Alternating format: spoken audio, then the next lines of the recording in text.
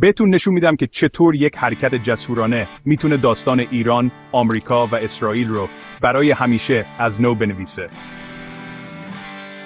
برای یک چرخش غیر منتظره تو سیاست جهانی آماده اید؟ بزنید بریم. ده‌هاست که تیتر خبرها پر از تنش بین ایران، آمریکا و اسرائیل بوده. اما اگه این میتونست تغییر کنه چی؟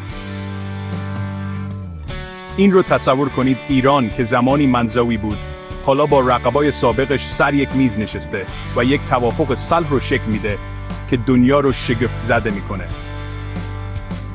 در قلب این حرکت تاریخی، یک ایده پیشگامانه وجود داره. در دسترس قرار دادن غنیسازی اورانیوم، ایمن و شفاف برای همه کشورها، چه ثروتمند و چه فقیر. دیگه خبری از اصرار هسته‌ای نیست. دیگه خبری از تهدید نیست.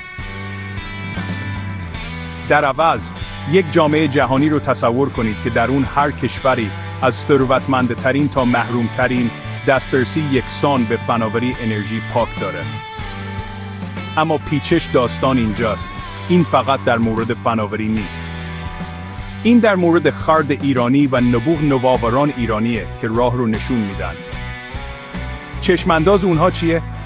جایگزین کردن ترس با اعتماد، سوء ظن با همکاری و درگیری با پیشرفت مشترک.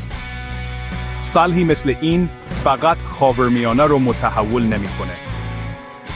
میتونه موجی از همکاری رو در سراسر جهان الهام بخش باشه و ثابت کنه که دشمنان قدیمی میتونن شرکای جدید بشن وقتی شجاعت و خلاقیت راه رو نشون میدن.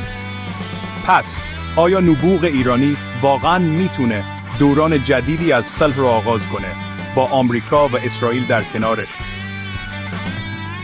جواب به انتخاب‌های جسورانه رهبران و امید از طرف افرادی مثل شما بستگی داره.